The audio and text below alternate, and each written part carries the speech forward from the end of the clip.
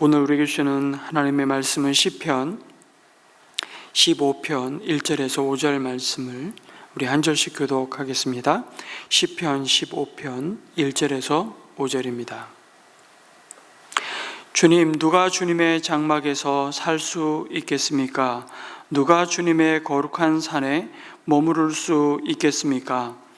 깨끗한 삶을 사는 사람, 정의를 실천하는 사람, 마음으로 진실을 말하는 사람, 혀를 놀려 남의 허물을 들추지 않는 사람, 친구에게 해를 끼치지 않는 사람, 이웃을 모욕하지 않는 사람, 하나님을 업신여기는 자를 경멸하고 주님을 두려워하는 사람을 존경하는 사람입니다. 맹세한 것은 해가 되더라도 깨뜨리지 않고 지키는 사람입니다. 같이 읽습니다. 높은 이자를 받으려고 돈을 꾸어주지 않으며 무죄한 사람을 해칠세라 뇌물을 받지 않는 사람입니다. 이러한 사람은 영원히 흔들리지 않을 것입니다. 아멘.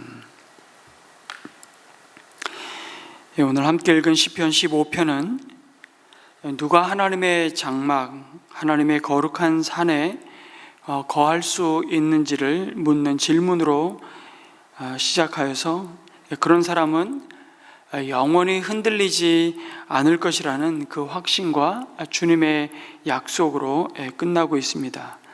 그리고 그 중간에 그러한 사람이 어떤 사람인지에 대한 시인은 답을 제시하고 있는 노래입니다. 여기서 주님의 장막은 하나님이 임재하셔서 그의 사랑하는 백성과 만나 주시기로 약속하신 성막, 성전이죠. 그리고 주님의 거룩한 산은 그 성전이 세워진 예루살렘 언덕 시온산을 의미합니다. 그러니 두 가지 질문은 사실 하나의 질문인 것입니다. 누가 하나님의 임재 가운데 함께 할 수 있는 자인지를 묻는 것이죠. 여러분, 이 시편은 다윗이 하나님이 자기 백성과 만나 주시겠다고 약속하신 그 성전으로 올라갈 때 백성을 대표하는 순례자로서 자신이 어떤 예배자로 하나님 앞에 서야 하는가를 깊이 돌아보는 노래입니다. 때로는 자격이 없는 자신의 모습을 마주함에도 하나님의 얼굴을 구하는 예배자로 나아갈 수 있는 은혜를 입었음을 감격하면서 이 노래를 불렀을 것입니다. 그리고 때로는 그럼에도 거룩하신 하나님 앞에 감히 나설 수 없는, 나설 만한 자격이 없는 죄인일 수밖에 없는 자신의 모습을 깊이 회개하면서 이 노래를 부르고 지었을 것입니다. 그것이 1절의 질문에 담겨 있는 것이죠. 이 시편의 배경이 바로 그것입니다. 예배하기 위해 예루살렘까지 나온 순례자들이 하나님 앞에 제사하기 위해, 예배하기 위해 제사장 앞에 서서 먼저 성전 문 앞에서 질문하는 겁니다. 누가 주님의 장막에, 도대체 주님의 이 거룩한 산에 머물 수 있습니까? 왜 백성들은 성전으로 들어가기 전에 이런 질문을 드릴까요? 백성들이 성전에 들어가기 전에 이런 질문을 드리는 것은 제가 이 거룩한 예배에 참여할 자격이 있습니까? 이것을 깊이 돌아보는 것이라고 말할 수 있죠. 그래서 우리는 예배의 시작과 함께 사실은 먼저 하나님 앞에 깊은 참회의 기도를 드리는 것입니다. 그것은 예배의 그냥 형식적인 순서가 아니죠. 내가 그런 예배자로서의 자격이 있는 겁니까? 그렇게 물으면 제사장이 2절의 말씀으로 대답하는 겁니다. 그 대답을 시인은 4절에 걸쳐서 4절에 걸쳐서 10가지 구체적인 삶의 모습으로 증거하죠. 자세히 보면 3개의 긍정적인 모습과 3개의 부정적인 모습, 그리고 이어서 2개의 긍정적인 삶의 모습과 2개의 부정적인 예배자의 자격에 대해서 대조하면서 보여줍니다. 그리고 하나님께 나아가 예배하며 하나님의 임재 가운데 거하기에 합당한 자들의 기준은 잘 보시면 종교적인 것이 아니라, 제의적인 것이 아니라 이웃과의 관계 속에서 내 이웃을 내 몸과 같이 사랑하라고 명령하신 그 가장 큰 계명에 합당한 삶이라는 것을 알 수 있습니다. 무슨 말입니까? 하나님을 마음을 다하고 뜻을 다하고 목숨을 다하여 사랑하라는 가장 크고 첫째 되는 계명의 순종이 하나님을 경외하는 온전한 예배의 자리로 나아가는 모습이라면, 그것과 장막으로 나오기까지 걸어 모든 일상의 걸음 속에서 내 이웃을 사랑하라는 계명에 대한 순종의 모습으로 드러나는 그 모습과 결코 동떨어진 것이 아니라는 것이죠. 두 가지가 결코 별개의 것이 아니라는 것입니다. 그러면서 자칫 너희들이 나에게 드리는 예배가 아무런 의미 없는 몸짓에 불과한 습관적이고 아주 메마른 형식적인 의례가 되는 것을 경계하라고 말씀하십니다. 내일부터 우리가 이사야서 말씀을 묵상하는데요, 이사야 선지자가 그런 이스라엘 백성의 모습을 탄식하면서 이사야를 시작합니다. 주님께서 말씀하신다. 1장 11절 이하에 보면 무엇하러 나에게 이 많은 재물을 바치느냐? 나는 이제 순양의 번제물과 살진 짐승의 기름기가 지겹고 나는 이제 수송아지와 어린 양과 순염소의 피도 싫다. 너희가 나의 앞에 보이러 오지만 누가 너희에게 그것을 요구하였느냐? 나의 뜰만 밟을 뿐이다. 다시는 헛된 재물을 가져오지 말아라. 다 쓸모 없는 것들이다. 분향하는 것도 나에게는 역겹고 초하루와 안식일과 대회로 모이는 것도 참을 수 없으며 거룩한 집회를 열어놓고 못된 짓도 함께하는 것을 내가 더 이상 견딜 수 없다고 말씀하십니다. 그러면서 너희가 팔을 벌리고 기도한다 하더라도 나는 거들떠보지도 않겠다. 너희가 아무리 많이 기도한다 하여도 나는 듣지 않겠다고 말씀하시죠. 그러면서 마지막에 이렇게 말을 덧붙입니다. 너희의 손에는 피가 가득하다. 그들의 문제가 뭡니까? 한마디로 지난주의 예배와 이번 주 드릴 예배 사이에 그들의 놓여진 삶이 예배로 하나님이 받으실 산제물로 드려지지 않았다고 말씀하시는 겁니다. 예배와 예배 사이에 하나님이 다스리시는 그 삶의 현장에서 나의 삶이, 나의 생활이 하나님이 받으시는 예배로 드려지고 있느냐, 사실은 묻고 있는 것이죠. 그러면서 다윗은 2절부터 하나님이 정말 받으시는 예배자의 삶의 모습을 보여주는데, 그것은 하나님을 향해 가는 모든 순례자들을 향한 어쩌면 질문이라고 할 수 있습니다. 당신은 깨끗한 삶을 사는 사람입니까? 여기서 깨끗한 삶을 사는 것은 흠 없는 길을 걷는다는 의미이죠. 정의를 실천하는 사람입니까? 옳은 일을 행하는 자입니까? 라고 묻는 것입니다. 마음으로 진실을 말하는 사람인가요? 묻습니다. 그러면서 앞에 이 세 가지 긍정적인 모습으로 하나님이 받으시는 예배자의 삶을 보여주고 노래했다면, 이어지는 세 가지 그와 반대되는 자의 모습을 보여줍니다. 혀를 놀려 남의 허물을 들추지 않는 사람인가요? 여러분, 여기 허물을 들추다라는 동사는 사실은 걷다라는 의미를 갖고 있습니다. 그러니까 직역을 하면 그의 혀로 걷지 않는다는 의미입니다. 말이 좀 이상하지만 의인의 혀는 말로 삶을 왜곡하지 않고 온전한 삶을 걸어가는 사람이라는 의미입니다. 그러니 1절에서 보여준 흠 없는 길을 걷는 자를 부정문으로 다시 강조하고 있는 것이죠. 당연히 그러한 자는 친구에게 해를 끼치지 않는 사람이라고 말씀합니다. 1절에 옳은 일을 행하는 자의 모습이죠. 역시 부정으로 반복하면서 하나님이 찾으시고 받으시는 예배와 예배 사이에 예배자의 모습이 어떠해야 하는지를 분명하게 보여주십니다. 그리고 그들은 이웃을 모욕하지 않는 사람이라고 말씀합니다. 여러분, 모욕은 사회적인 참여가 어려울 정도의 수치를 의미합니다. 의인은 진실을 말하며 이웃에게 치욕을 주는 말을 절대로 하지 않는 자인 것이죠. 역시 1절에 언급하고 있는 마음으로 진실을 말하는 사람인 겁니다. 이어지는 4절에서 시인은 하나님을 업신여기는 자를 경멸하고 주님을 두려워하는 사람을, 다시 말해 주님을, 하나님을 경외하는 자를 존경하는 사람이냐고 묻습니다. 하나님을 업신여기는 자가 누구입니까?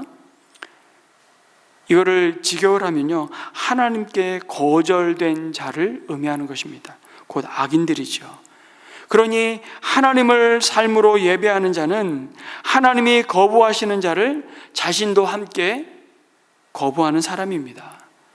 멸시해야 할 사람과 존경해야 할 사람을 분별할 줄 아는 영적인 안목을 가지고 있는 사람입니다. 그 말은 악인과 그들의 불의함을 가까이 하거나 그들과 타협하거나 거래하기를 거부하는 것이죠. 하나님을 경외하는 자와 하나님을 거부하고 자기 뜻대로 살아가는 자를, 다시 말해 교만한 자를 구별할 줄 압니다. 아니, 좋은 게 좋은 거다 하며 죄인의 길에 들어서지 않고 오만한 자의 자리에 앉지 않는 자입니다. 대신에 하나님을 따르며 그의 계명을 지키는 자, 하나님을 경외하는 사람을 존경합니다. 여기서 존경한다는 것은 그러한 사람을 무겁게 받아들이고 여긴다는 의미입니다. 더 나아가 주님의 장막에 거할 자는 하나님과 사람 앞에 약속한 맹세는 자신에게 손해가 되더라도 신실하게 그 약속을 지키는 자라고 말씀합니다. 그리고 그러한 자는 물질에 있어서도 당연히 이웃을 내 몸과 같이 사랑하는 자에게 고리대금업으로 돈놀이함으로 자신의 이익을 얻기 위해 다른 사람의 것을 약탈하거나 가난하고 어려운 이들을 더 깊은 궁핍과 고통 속으로 몰아넣지 않는 사람이죠. 또한 아무런 죄가 없는 이웃을 해치기 위해 뇌물을 받지 않는다고 말씀합니다. 힘 있는 권력자들은 뇌물을 통해 죄 없는 이웃을 해칠 수 있었고, 이 당시 어느 시대보다도 어떤 이들은 돈을 받고 거짓 증언을 하기도 했죠. 그러나 지금도 다르지 않습니다. 더 나아가 이러한 상황을 공정하게 재판해야 할 재판관이 뇌물을 받고 하나님의 정의와 공의를 왜곡한다면 이러한 자의 예배를 하나님은 절대 받지 않으신다고 말씀합니다. 그래서 미가 선지자는 6장 8절에 또한 이렇게 말씀했습니다.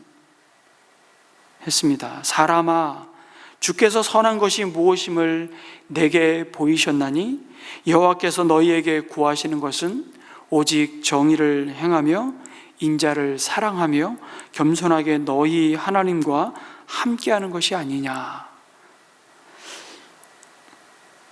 저와 여러분들이 예배 드리러 나와가지고 우리는 이렇게 먼저 습관적으로 기도하죠. 오늘도 하나님 은혜를 주십시오.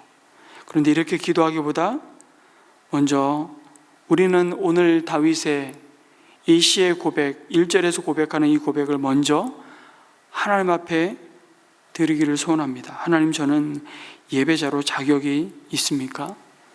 그럴 때 이걸 점검해 보셔야 되는 거죠. 이어지는 답에 대한 질문으로, 나는 내 유익을 위하여 가난한 자를 착취한 적은 없나? 나는 누구를 비방한 적은 없나?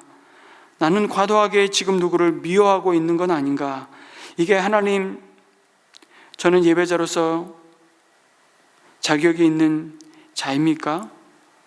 묻는 것이고, 매 예배 때마다 이런 자신을 점검한다면 이어지는 시작되는 엿새 동안의 우리의 삶이 얼마나 새로워지겠습니까? 하나님은 그러한 자의 예배를 기쁘게 받으시겠다고 말씀하십니다. 여러분, 창세기 4장에 보면 아담과 하와에게서 나온 두 아들이 하나님 앞에 제사를 드립니다. 가인과 아벨의 제사이죠. 가인은 농사꾼이었고 아벨은 양치는 자였습니다. 그리고 가인은 자신이 지은 농사의 소출로 하나님께 제사를 드렸고 아벨은 그 친 양의 첫 새끼를 하나님께 제물로 드렸죠. 그런데 하나님은 아벨과 그의 제사는 기뻐하셨으나 가인과 그의 제물은 기뻐하지 않으셨다고 말씀합니다. 그래서 가인은 몹시 화가 나서 얼굴빛이 달라졌죠. 그러자 주님께서 가인에게 창세기 4장 6절 7절에 보면 이렇게 말씀하십니다. 어찌하여 내가 화를 냈느냐? 얼굴빛이 달라지는 까닭이 무엇이냐? 내가 올바른 일을 하였다면 어찌하여 얼굴빛이 달라지느냐? 내가 올바르지 못한 일을 하였으니 죄가 너의 문에 도사리고 앉아서 너를 지배하려고 한다. 너는 그 죄를 잘 다스려야 한다고 경고하셨습니다. 도대체 하나님께서는 왜 아벨의 제물은 받으시고 가인의 제물은 거부하셨을까요? 창세기 4장을 가만히 보면 이미 답이 주어진 것이죠. 하나님께서는 가인의 제물을 거부하시기 전에 사실은 먼저 가인을 거부하셨다는 것을 알게 됩니다. 마찬가지로 아벨의 제물을 받으시기 전에 아벨의 그 삶을 먼저 예배로 받으셨던 겁니다. 창세기 4장 4절 5절에서 이렇게 말씀하죠. 주님께서 아벨과 그가 바친 제물은 반기셨으나 가인과 그가 바친 제물은 반기지 않으셨다. 하나님이 주목하신 것은 그럼 먼저 사람입니다. 그리고 그 다음이 제물이었다는 사실이죠. 제물보다 제물을 바친 사람의 삶을 먼저 예배로 받으신다는 것입니다. 하나님은 삶이 바르지 않는 제물에는 관심이 없으시다는 것이죠. 믿음의 사람들 중에는 한 주간 바르게 살지 못한 삶을 때로는 보상으로 헌금을 많이 드림으로 메꾸어 보려는 자들도 심지어 있습니다. 그러나 하나님은 우리의 삶에 관심이 있으신 것이죠. 구약의 미가 선지자가 말했던 것처럼 하나님께서는 천천의 수양과 만만의 강물 같은 기름도 받지 않으신다고 외쳤습니다. 무엇을 바치느냐가 중요한 것이 아니라 어떤 삶을 살아야 하는지가 하나님께 더 중요하다는 사실입니다. 그리고 오늘 시편의 결론은 바로 예배와 예배 사이의 삶이 예배가 되는 자를 하나님은 영원히 흔들리지 않을 자라고 말씀하십니다. 어떤 상황 가운데서도 하나님께서 주시는 참된 안정과 그 절대적인 샬롬을 누리는 자라는 약속이죠. 여러분, 그러한 자에게 삶을 흔들어 놓는 고난이 흔들림이 없다는 것이 아니라 언제나 흔들림은 사라지지 않습니다. 의인에게도 동일하게 상황이 압박하면 마음이 요동치고요. 손해 앞에서는 계산기를 들고 두드리기 시작하고요. 관계 속에서 감정이 흔들립니다. 그러나 이건 실패가 아니죠. 사람이라는 증거라고 할 수 있습니다. 그러나 의인은 그 흔들림이 와도 여러분 뿌리까지 흔들리지는 않습니다. 기준이 정해져 있기 때문이죠. 의인은 흔들림이 없는 사람이 아니라 그래서 흔들림이 그 삶의 방향을 바꾸지 못하는 사람이라고 하나님께서 그 의인을 붙들고 계시기 때문이죠. 여러분, 이 약속이 예수 그리스도 안에서 우리에게 주어진 구원의 은혜와 생명의 부요함임을 우리는 믿습니다. 그 은혜를 소유한 자에게 어울리는 예배가 오늘도 우리의 삶으로 드려지기를 주님의 이름으로 축복합니다. 우리 한번 이렇게 기도했으면 좋겠습니다. 예배와 예배 사이의 삶이 하나님이 받으시는 온전한 예배가 되게 해달라고, 이웃을 내 몸과 같이 사랑하며 공의를 행하는 신실한 예배자로 오늘 하루도 살아가게 해달라고 기도했으면 좋겠고요. 형식적인 종교 행위가 아니라 우리의 진실한 삶을 먼저 돌아보게 하시고 세상의 불의와 타협하지 않는 영적인 안목을 주셔서 영혼이 흔들리지 않는 주의 약속 안에 거하게 해달라고 우리 한번 아침 이 말씀 붙들고 하나님 앞에 기도했으면 좋겠고요. 오늘 수요일은 이 나라와 이 민족을 위해서 또 합심해서 기도하는 요일입니다. 우리 나라 민족을 위해서 또 함께 기도하고 개인의 기도를 이어가도록 하겠습니다.